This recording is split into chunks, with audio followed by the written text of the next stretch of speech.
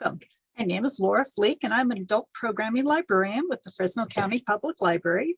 I am very happy to welcome Tim Sullivan from the Fresno Master Gardeners. I have just a few items before we get started. This program will be recorded and posted on the Fresno County Library YouTube website and the Master Gardeners website within a week or two. The chat box is closed to the public so that Roz Tampone, also from the Master Gardeners, can put up websites, emails, and links for you. Tim will be taking questions after his presentation, so please submit those in the Q&A box throughout the program. Tim has a lot of information for you today, so let's get started. Just to let you know, the first minute or two of the presentation did not get included, and so I will be showing you the slides that he had, and then his regular program will take over. Thank you.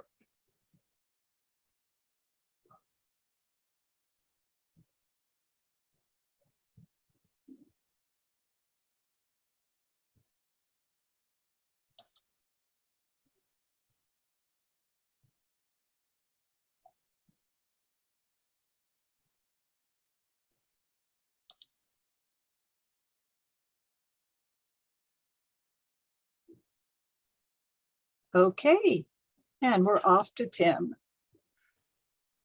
Was that I could use substantially less water. That was the main goal of why I wanted to convert my lawn. Most of the Master Gardener programs, they tell you how turf is one of the highest water use plant materials you can have. And I wanted to do something about that. The other thing, it requires less mowing, requires less maintenance. You know, people are really challenging the American lawn. It's unfortunately, I think it's been incorrectly demonized as the fault of a lot of our water problems. A well-managed lawn, I think, can be a water-wise part of your garden. I'm going to talk about that a little bit later. And the final reason that wildflowers can add a beautiful feature to your garden. My wife is a photographer, and every spring she takes pictures of beautiful wildflowers throughout the state and brings me along. And so I know that wildflowers as a plant material can add a lot of beauty to your home garden. So this is evapotranspiration curves for various plant materials in Fresno County. Evapotranspiration is just a fancy name for water use. And you can see that what's called reference ET, that is like an alfalfa field that's usually pumping out, where you're pumping out a lot of water to get the most alfalfa you can. And the tall fescue, that is the typical lawn here grown in Fresno County. Very high water use in the summer months. But established native plants use dramatically less water. So when I saw this curve, I thought, well, what can I do to my home garden to bring that evapotranspiration curve in my home garden down to this native plant line, as opposed to the tall fescue turf line, which most of my garden was in tall fescue. And so that's why I felt I could do a lot to decrease my water use by going to a wildflower meadow. So what's the real problem with the American lawn? Well, here in Fresno, we are in that pink area, what's called a transition zone. And it is hard to have an attractive lawn year round in Fresno. There are basically two types of grasses. One is a warm season grass, which is like your Bermuda, and the other is your cool season grass. And the problem is warm season grasses go dormant in the winter, so they don't like being here in the winter. And cool season grasses go dormant in the summer, so they don't like being here in the summer. So everyone's lawn generally looks stressed at some point of the year here in Fresno. And I know they're working on this, but maybe they will come up with a turf grass blend that will be developed in the future for the Central Valley. Probably be a mixture of several different types of grasses, probably some native grasses, but they don't really have one now. But that would be an area to keep an eye out for if you are unhappy with your lawn right now. So problems with the American lawn, the American lawn has really been demonized. When I went through the Master Gardener was enemy number one. I don't really agree with that. But they use pesticides, a lot of fertilizer, pollution, air pollution from lawnmowers and other gas-powered lawn equipment, runoff. You know, most people, when they irrigate their lawns, they irrigate incorrectly. They overwater their lawns and they get a lot of runoff of water going down the gutters. We'll talk about that a little bit later. But if you decide to keep your lawn, probably the best thing you can do is to learn to eliminate runoff. And of course, all these problems above are worsened with the desire for that perfect green lawn, that manicured kind of English manor type turf that is very difficult to achieve in our hot summer months here. So I saw this picture. This is from a Master Gardener website, and I thought, wow, that would be a great garden to have. Now, that's a field of poppies. I believe it's from Santa Clara, and it's a beautiful picture there. But I will tell you this is one thing I've learned is that the wildflower show is really for a very short period of time. My guess is this was for no more than a month that these wildflowers were really at their height of beauty. And I wonder what that garden looked like in the middle of the summer. So, but this is what attracted me to a wildflower meadow. I thought, I'd like to have some of the natural beauty that I see out in the fields of California, bring that into my home garden. Again, my wife is a photographer. Here's some of her pictures. Here's up in the Sierra foothills. Very beautiful plant material. Here's another one. The natural landscape of California is really quite spectacular. And so I wanted to bring some of that beauty from the California landscape into my home garden. So there's two basically different types of meadows. There's flowers or grasses. Generally, flowers only last through the spring. And this is a real problem. I think people want to have these beautiful wildflower meadows 12 months out of the year, and you just can't have that. The flowers generally only bloom in the spring. So you need to add grasses to add some summer interest. Here's a list of some of the grasses that you could use. Molate fescue is one, purple needlegrass. Carex really isn't a grass, it's a sedge, but blue grama grass is another. And so you can have wildflowers, grasses, or a mixture. So moving on to meadow design. Let's go through the cycle of a grassland meadow, which actually, Fresno was thought of as this big ag area right now. Historically, it really was a grassland. And, John Muir talked about when the most beautiful sight he ever saw in his life was when he came over the Pacheco Pass and saw the beautiful wildflowers of the Central Valley. And I think it'd be great if we could bring that back to our gardens here in Fresno. The Central Valley gets kind of a bad reputation. I'm from the Bay Area, and a lot of people aren't very fond of the Central Valley, and I see it as such a great potential to have beautiful gardens and a beautiful show of plants that grow here naturally. But here's the cycle of a grassland meadow. Wet winters, and wet winters is key, and unfortunately we're struggling with that now. Then you have your spring flower show, and the spring dries the meadow, and when the wildflowers are at their peak, and then they go into summer dormancy, and then the following fall, the grasses start to return to green with rain. So most wildflowers have stopped blooming by June in the valley. They have a very short blooming period here in the valley floor. In the Sierras, now if you go up to the Sierras, I love to go hike up in the Sierras. You can see wildflowers blooming pretty much throughout the summer, but that's a very different environment than here on the valley floor. We have such very high heat here in the summer that the wildflowers are basically done by June. So you're going to have to incorporate that dormant season in the design. And it's very clear to me that you will have to have a dormant period in the summer, and you need to account for that in your design. The big problem that I found out is that summer looks brown. During the last drought, they talked about brown is the new green. And I say, really? Because I tried that in my garden, and to me, brown is not the new green. A brown, dead-looking garden is a brown, dead-looking garden, and it really is not all that attractive. So what is the solution? You're going to have to add features: boulders, dry creek beds, paths, mounds, benches, garden art, chairs, and use your creativity. But to just kind of let your garden go dormant is probably not going to be what you're looking for. I do have some recommended field trips. I've been to all of these either national monuments or arboretums. And I learned a lot from touring these. Number one is the Carrizo National Monument right outside Bakersfield. That is a natural area that has, I would consider that the number one place I've ever been to for a wildflower show, but you're going to have to time it. So that would, keep an eye out. You can maybe go to their website and find out if the wildflowers are blooming, but it is bar none the most beautiful wildflower show I have ever seen. The UC Davis Arboretum up in UC Davis they have some natural landscaping up there where they have some wildflowers, and it's also quite beautiful. The San Luis National Wildlife Refuge right outside of Los Banos has a natural wildflower garden, and they're pretty close to us where you can go see some great wildflowers.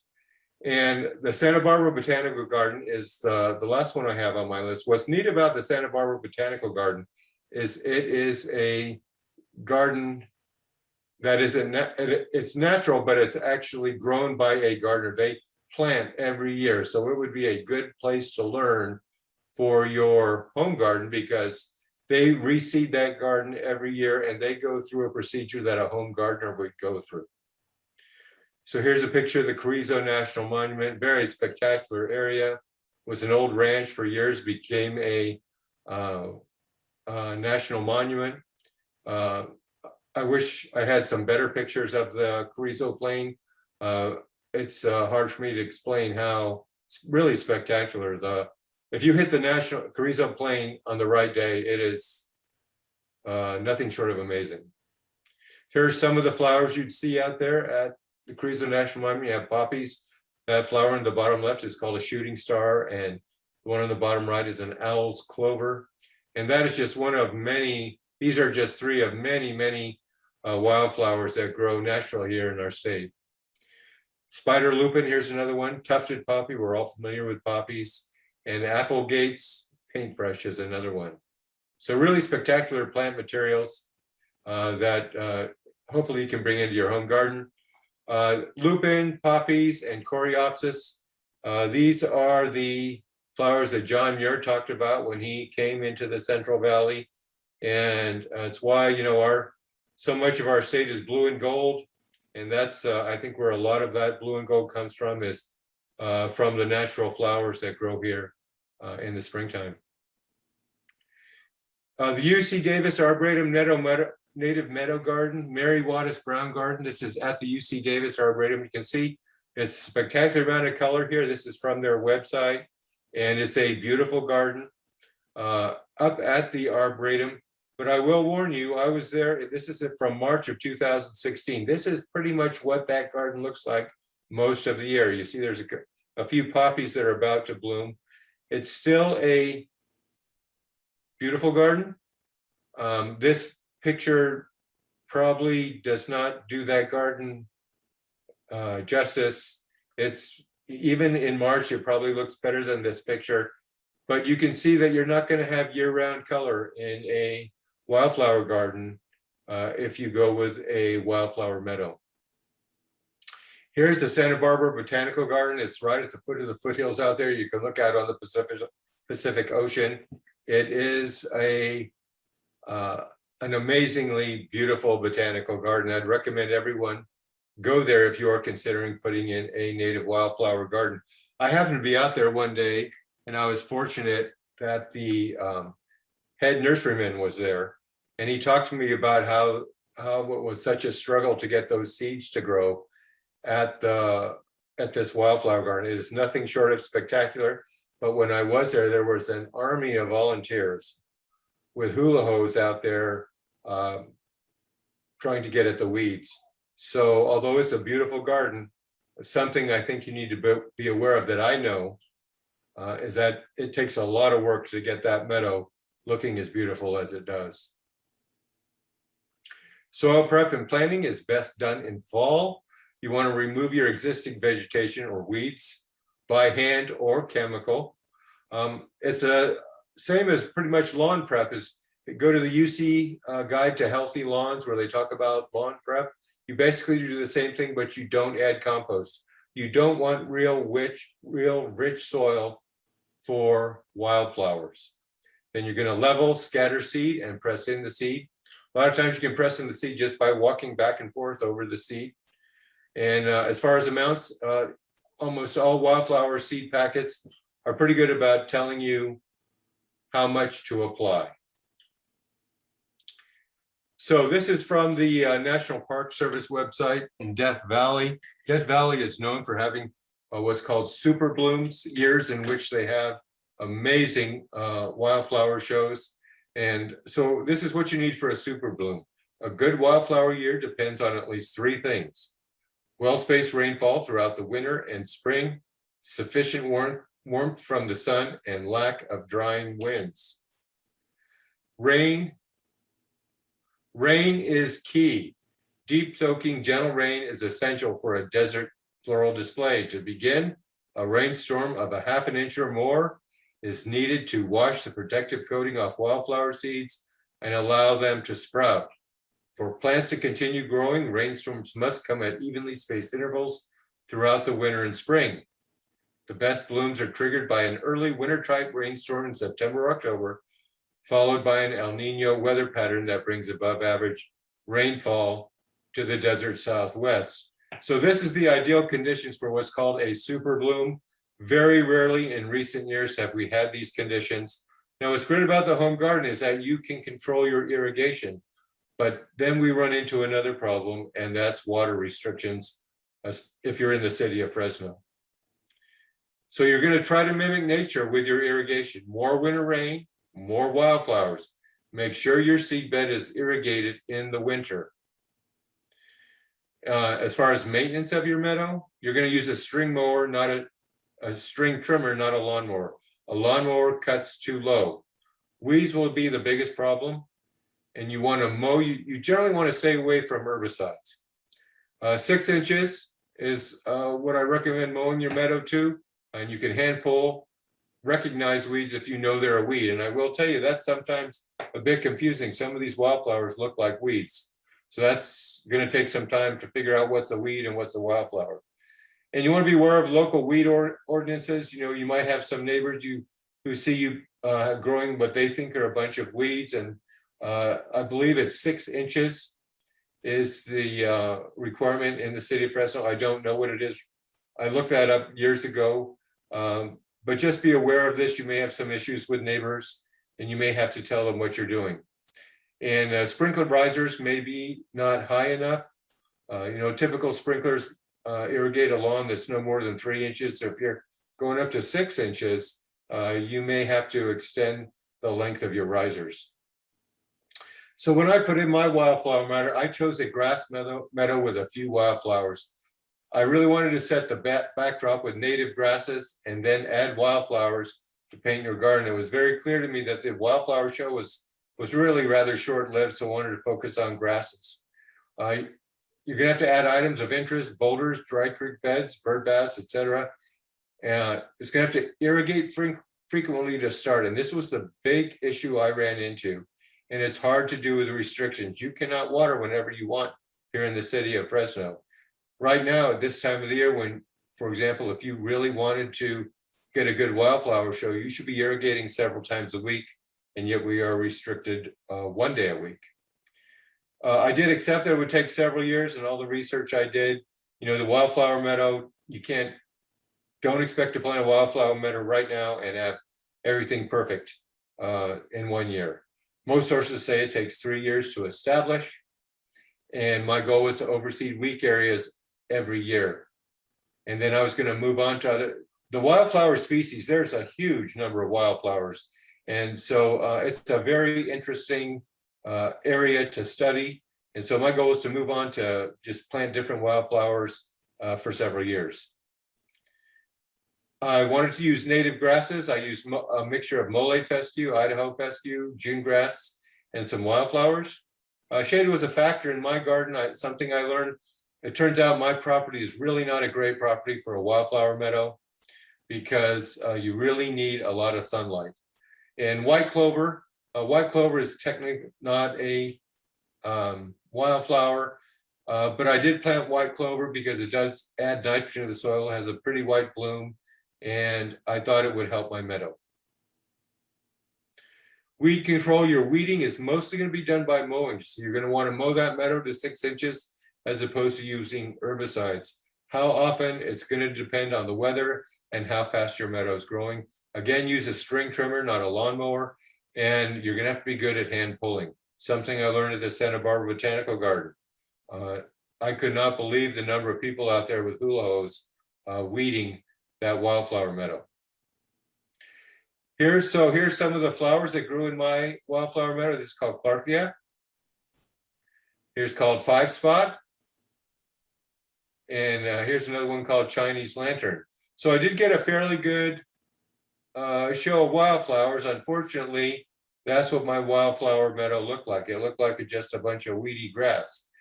And I grossly underestimated how difficult it would be to fight the weeds. So I went back to the drawing board. I grossly underestimated how many weeds I would have. The water restrictions I felt were really a difficult thing to work around. In order to get those wildflower seeds and those native grass seeds to grow, I needed to water much more often than I could under the water restrictions. Brown, I learned that brown is not the new green for Tim. That's, I know that was marketed by the state, but to me, a brown garden is not an attractive garden. So I decided my meadow really needed items of interest: dry creek beds, rain barrels, and rain gardens. So back to the drawing board. I started again. I let my meadow pretty much die off. I put some creek beds. And then you can see I put some rain barrels there and some pathways. And there's my rain barrels. And that's eventually what I ended up with. Most of that turf area is clover.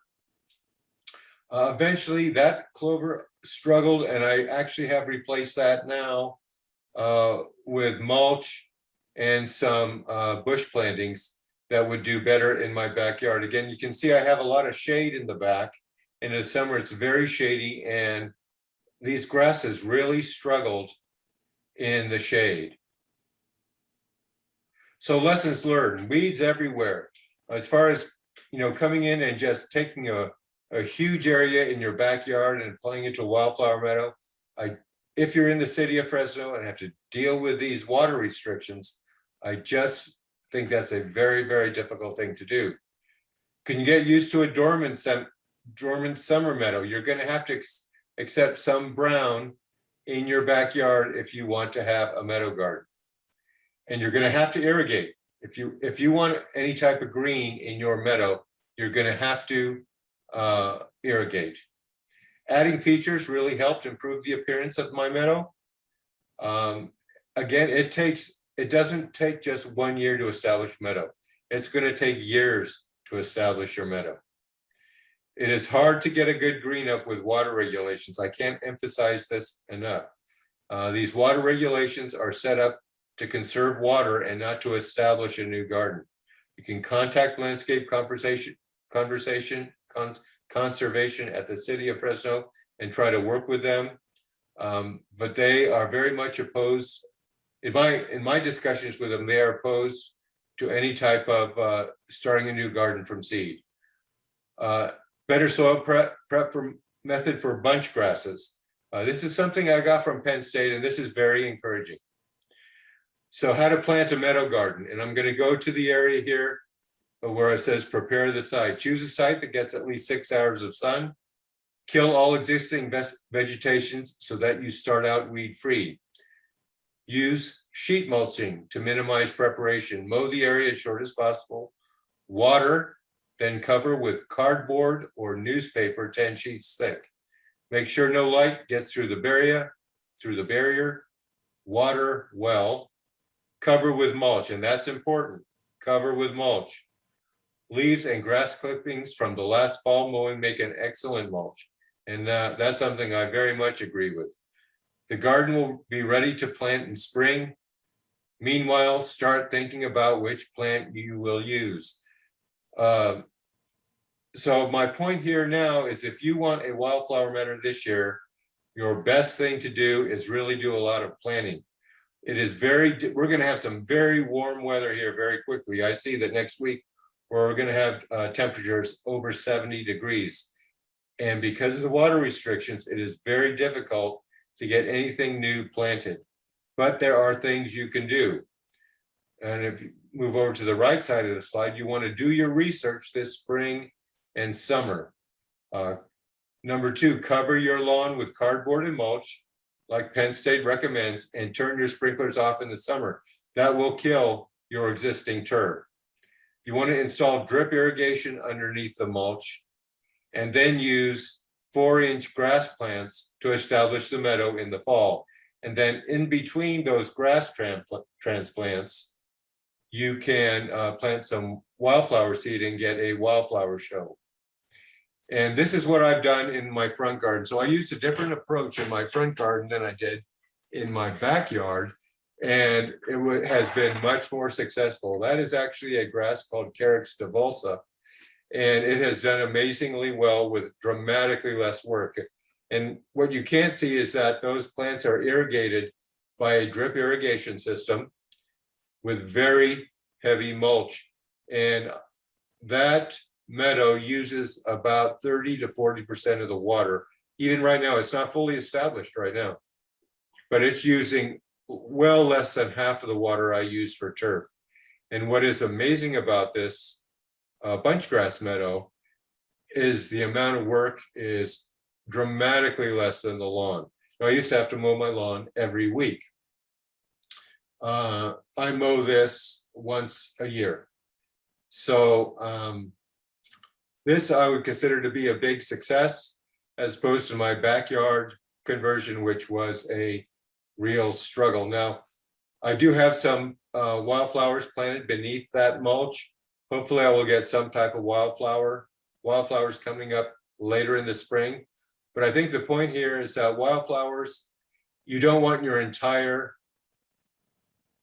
replacement area to be wildflowers. What you want is the wildflowers to be kind of like highlights within a bunchgrass meadow. My big recommendation to, if you want to convert your lawn, is to go to this bunchgrass meadow. I kind of look at it as the new California lawn. It is so much easier to maintain. It was relatively easy to plant. Those were all started with plugs. It wasn't that expensive to do. And it has been much easier than my backyard experience. So the big problem I found was water restrictions. It is just so difficult to get a green up on native grass seeds on 1 day a week watering. Weeds, however, loved it. So the weeds were very, very competitive when you wanted to start your meadow. I did have success with mulching. Now the front, let's go back to, I used to have a lot of weeds here in my front yard. In my front turf, I had a ton of weeds. It was a constant battle. I really have no weeds at all anymore. So it's one of the big advantages of converting this, my front lawn, to a bunchgrass meadow. Watering only a 1 day a week makes it just extremely difficult for new plantings. My big recommendation now is to contact the City of Landscape Conservation for help and check for rebates. I received numerous rebates for this meadow. I received a rebate from the City of Fresno, and at that time the state was also giving a rebate. I actually made several $1,000s. Now, I did all the work myself, but I think I made a couple $1,000s by converting 1,000 square feet to a meadow. If you go to the City of Fresno website, Landscape Conservation, you will receive a rebate for converting to drip irrigation, and you will receive a rebate for converting your lawn. But I really recommend you go through them, call them before you start your project. They do have restrictions on how they give rebates, but in my opinion, it's really an added incentive for you to convert your lawn to a meadow, because not only you save water, you'll save labor, but you could save a fair amount of money by using these rebates. But again, contact Fresno City Landscape Conservation for help. They're generally Whenever I've talked to them, they've been very helpful, and they do, to my knowledge, still have rebates available. So the lessons learned on the positive: plant wildflower spots in a bunch grass meadow, as opposed to converting your entire lawn to a wildflower meadow. Maintenance goes down dramatically. I only mow about once a year. No fertilizer, no pesticide. I apply no fertilizer or pesticide to my bunch grass meadow at all, and dramatically less water. I'm at well less than half of the water I use for my lawn. I expect to even lower that by at least 10 to 20% more. So dramatically less water too. Now I'm going to talk a little bit about, I think you want to think twice before you convert your lawn to a meadow. There is a fair amount of work involved. And this is an article that was done down in concerning Los Angeles by Bloomberg. Grass warfare in LA was a Bloomberg report about Los Angeles, and they had a cash for grass program where they paid homeowners to take out their lawns. And there were these companies that came in and installed drought tolerant landscaping. And according to this article, the cash for grass programs were a failure. Many replacement gardens failed. And the big problem is that people don't know. It's a very different type of gardening to maintain a meadow as opposed to a lawn. And there is some time that has to be invested, and people didn't do that. And unfortunately, it really didn't save a lot of water. And that's kind of the key thing to me. The cost of taxpayers was in the millions. And looking back on it, I think people got so emotional over the drought that they decided to do things without really thinking things out. But the big thing here is, if you are going to replace your lawn, you're going to have to learn a different type of gardening. Yes, it will be a lot less work. Yes, it will probably look a lot better month after month compared to a lawn, but you're going to have to invest some time to learn about this different type of plant material. So before you go ahead and decide to convert your lawn to a meadow, I'm going to maybe ask you to rethink, and maybe the best thing for you to do is to go ahead and keep your lawn, but manage your lawn in a more efficient way. Probably the biggest thing to do is to fix your sprinklers. I like to take walks in the morning, and I see sprinklers shooting water everywhere but on the lawn. It goes in on the walkways, on the streets, on the neighboring yard, but people just don't take time to fix their sprinklers. So fix your sprinklers is probably the best thing you can do. Number two, mow high. Cool season grasses, that's like your tall fescue, is probably what most of you have. You want to mow that to at least 3 inches, and warm season to 1 inch. Cycle and soak. Runoff is the biggest problem with irrigation of lawns, is that you turn your sprinklers on for 20 minutes, you start getting runoff after about 5 minutes. And so most of that water's going down the gutter. What you want to do is turn your water on for 5 minutes, stop, wait an hour, go another 5 minutes, stop, go another 5, wait another hour, go another 5 minutes, stop, go another 5 minutes. And so by doing that, you should dramatically decrease the amount of runoff and give your lawn time to soak that water in. Compost weak areas. Compost is this amazing thing that helps retain water. So if you have a weak area in your lawn, you want to probably kind of add some compost in there to help it hold water. Avoid synthetic fertilizers. This is a big topic of discussion now, these high nitrogen fertilizers. Synthetic fertilizers, they add a lot of salt to the soil. They adversely affect soil chemistry. And so generally you want to get away from these synthetic fertilizers and go to a more organic fertilizer. Grass cycling. Grass cycling means leaving your clippings on the lawn. This is an amazing thing. UC did a study on this several years ago, and they found that by grass cycling your lawn, just leaving the clippings on the lawn, you could dramatically decrease the amount of fertilizer you needed. After a couple of years, I think it was almost 75% less fertilizer. In my opinion, based on the way soil responds to the addition of organic matter, you should be able to probably completely get rid of any fertilizer use within maybe 5 years if you grass cycle. I don't know why people don't grass cycle. It is so much easier. You can't even notice the clippings on the lawn. And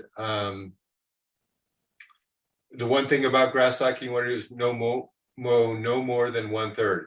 If you mow more than that, then you will see a bunch of clippings on the lawn.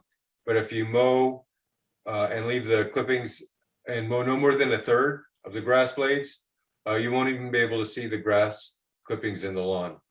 And finally, go to a Wi-Fi controller, or what's called a smart controller. This is an amazing advantage to the homeowner. Everything is controlled by the internet based on historical water use. I've had one for years.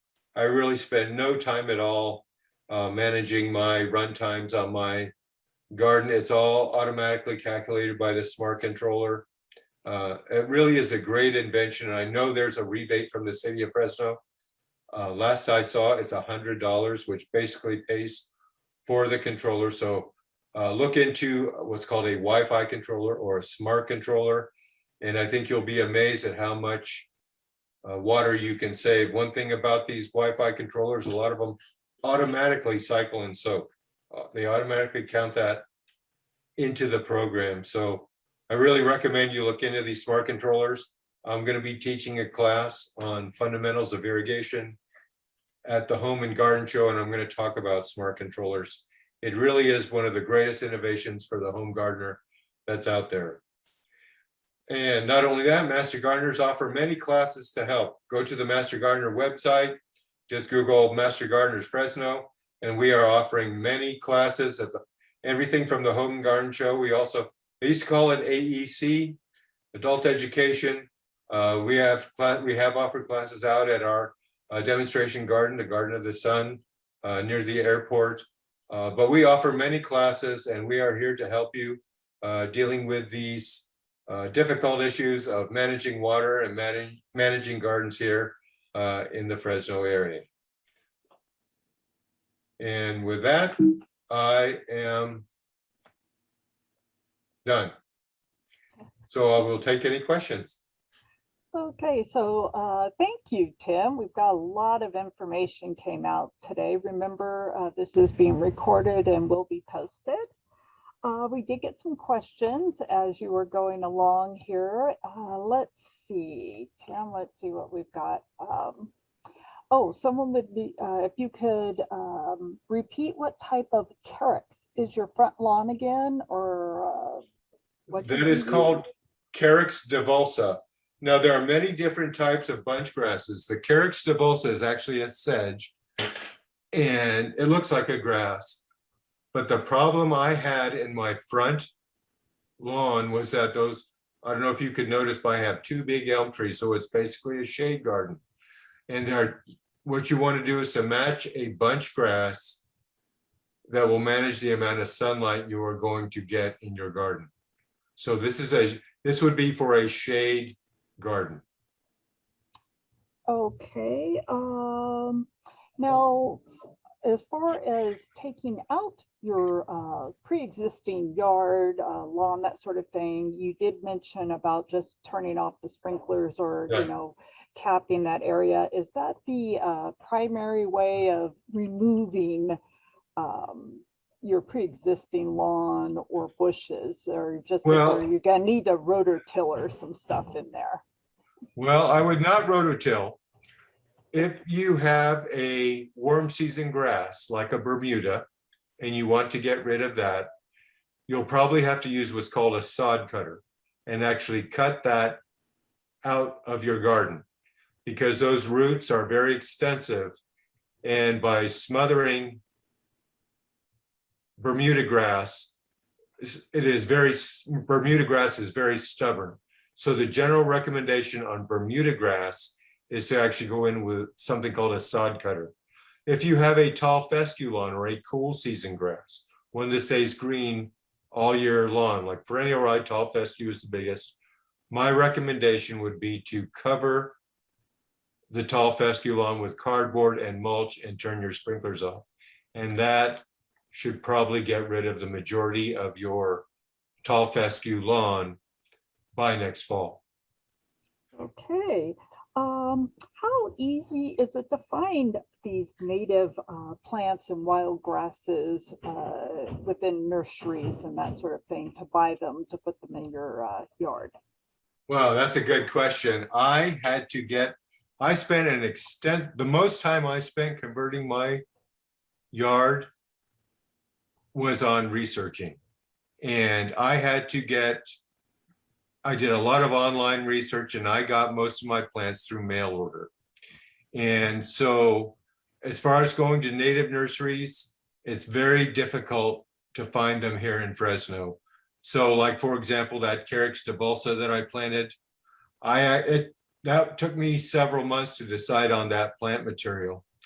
And I eventually went with I think it was a firm up in the Bay Area, and they mailed me plugs that I planted in the fall. But I would just get online and do a lot of research. That was, I think that's the best way to do it. Yeah. And I would just like to remind people again that your UC website and the Master Gardener website has so much information. You guys have done a lot of the research for people, and people can also mail in questions as well and get a response. So I hope everyone out there really uses that resource. You guys are just fantastic. Had a couple more questions for you. I think you may have answered this already, but do you have specific recommendations for the types of bunch grasses or plants, not necessarily wildflowers, but some of those plants? Well, as far as grasses, the other grass that I have come across for shady area would be Californicus Medicus. That's kind of a lot to say, and that's kind of a mouthful. It's called Californicus Medicus. And you have to go to some native plant nurseries to get that. Probably the number one, there's a whole bunch of warm season or sunny bunch grasses that you can use. Probably the biggest one is Muhlenbergia or deergrass, Buddleia gracilis, which is, boy, the name escapes me. There's a common name for it. Blue grama. It's called blue grama grass. You may wish to go to the UC Davis Arboretum All-Stars, where they list a lot of grasses that do well in California. And they have, what's neat about the UC Davis Arboretum All-Stars is that they have been tested by UC to do well in our California environment.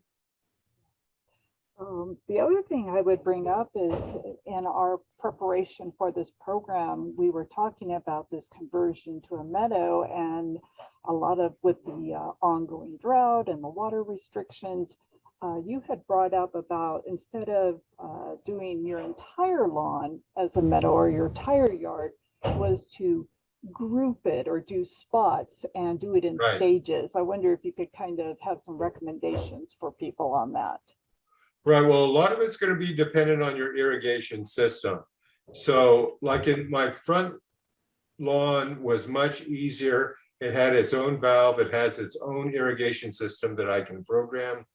And that was much easier. So you're going to want to put in your meadow based on a zone. So if you have a zone that has its own irrigation system, you would want to focus on that one zone as opposed to doing several zones. Okay, and someone had asked, actually I forgot that we always want to keep our nice, beautiful established trees. Right. How can you make sure that you can keep your tree nice and healthy if you're kind of destroying or taking out the yard all around it? Wow, that's I'm glad someone brought that up. So for example, when I said how you should, come in with cardboard and mulch and stop irrigating, if you have a lot of trees adjacent to your existing lawn, or maybe as part of your existing lawn, you're just not going to want to cut off all the irrigation. You're going to want to do a very deep irrigation, I would say at least once a month during this upcoming summer, to make sure those trees get enough water.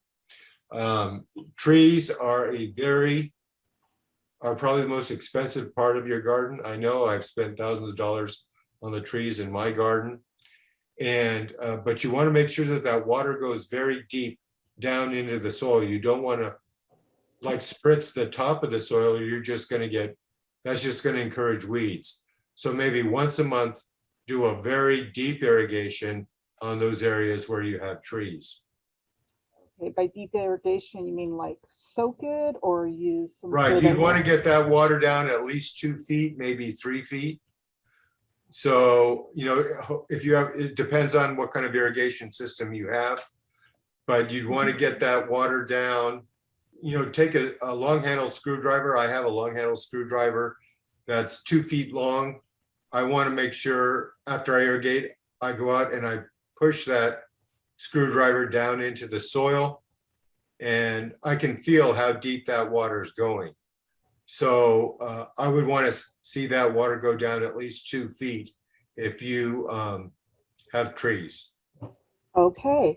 Someone also asked, what are your thoughts about incorporating bushes like Manzanita or Succulents, Cacti, that sort of thing?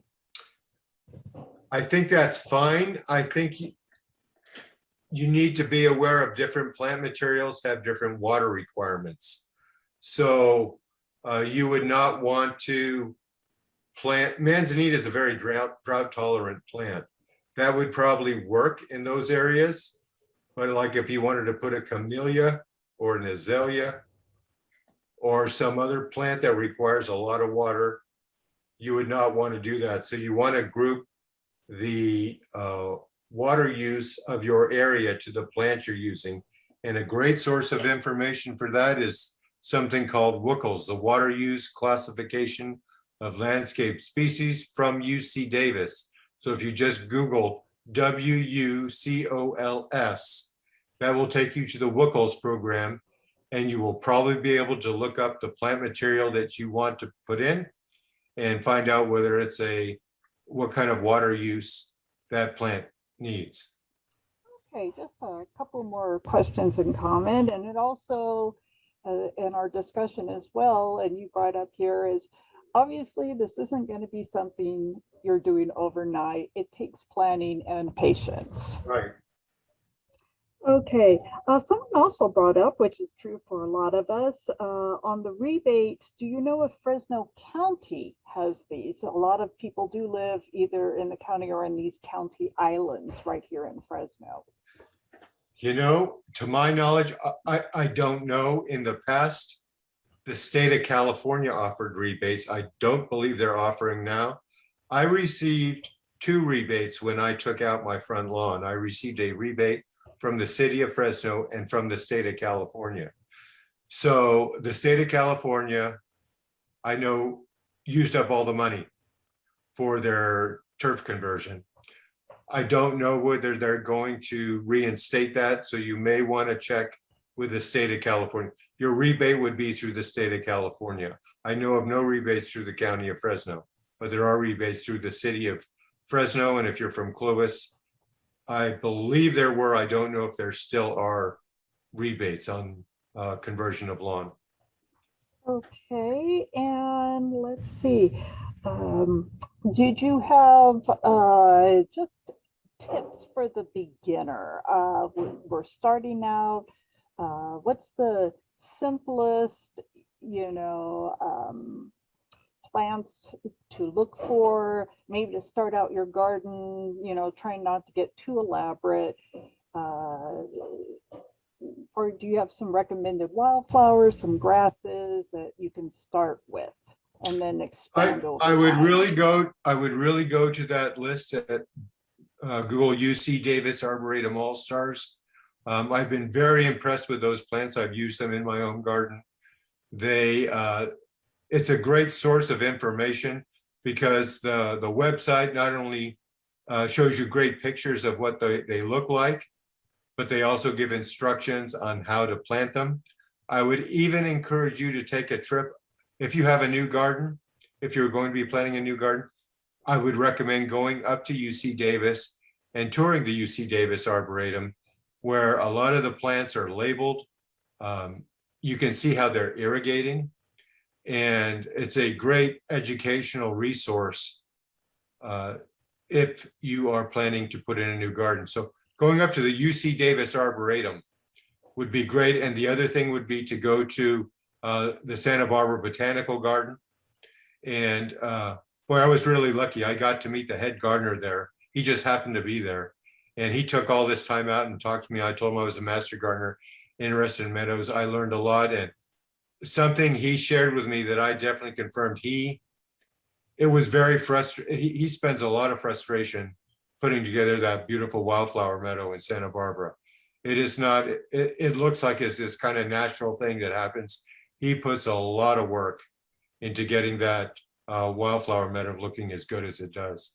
So I'd go to Santa Barbara Botanical Garden and the UC Davis Arboretum and just kind of hang out there for a while. And they have a lot of information signs out there to help you with your garden. So it looks like what you felt was successful in your program was definitely in converting your front and your back was adding those features and mulch and Right. gravel and stones, and rather than trying to have a yard of color and flowers, was to Right. have parts of it. So you've got that color, but you also have ease of usage and lower water usage as well. Right, that's correct. Okay. We're going to take one moment here for Roz, if you'd like to talk about some upcoming programs that the Master Gardeners are going to be offering. Okay, and Tim, I just really want to thank you for an excellent presentation today. You're a wonderful speaker and you shared all kinds of valuable information with everyone who attended. And Laura, is it possible for you to call up the Master Gardener website?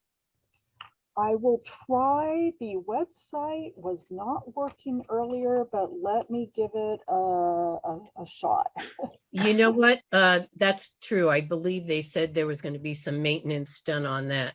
So for those of you in the chat box, I had put 2 links for you. One was for the helpline for any questions that you have regarding gardening. You can use that website and it should take you to an email where you can post a question to the Master Gardeners and they'll get back to you about that. Also, if you Google, like Tim said, the Fresno County Master Gardener website, it'll take you to a list of areas on the Master Gardener website, but the one that you want to look for is Community Classes 2022. So our upcoming classes on February 19th at the Garden of the Sun is Citrus Orchard, and it's a wonderful class. And if you have some extra citrus, you can bring that, and we do what's called Plant a Row for the Hungry, and your citrus will be donated to people who need it. On March 4th, 5th, and 6th, the Home and Garden Show at the Fresno Fairgrounds. There'll be probably 15 or 20 classes offered on those 3 days. On March 12th at the Garden of the Sun, we'll be doing our class on summer vegetables. And on March 19th, we'll be doing an in-person class at Woodward Park Library on tomatoes. On April 2nd, at the Garden of the Sun, it's going to be Education Day, and there's lots of classes and demonstrations that will be there. It's free to the public. And on April 9th will be our second Zoom class. I'll be teaching Glorious Cacti in Bloom. So if you're interested in seeing some wonderful photographs of cactus in bloom and in their habitat, that'll be a good class to attend. And then on April 23rd, we have our spring garden tour. It's our one major fundraiser for the Master Gardeners. Tickets can be found on both the website as well as most nurseries. And then our last class for the spring will be on April 30th and it's on irises. So again, those are some of the upcoming classes that we have. Tim, I want to thank you again for a wonderful presentation and hope that everyone really learned a lot about converting your lawn to a meadow. And Laura, thank you for always working with us and offering these classes to Fresno County. I think it's really important. And Tim, there were 50 people who attended our class today. Wonderful. So a very successful class. Thank you. I want to thank the Fresno Master Gardeners for doing these programs. It's really fun to listen and learn, and it's very encouraging and know that there's resources and knowledge out there. And Tim, you did a great program today. I really loved it. A lot of stuff to take in, that's for sure.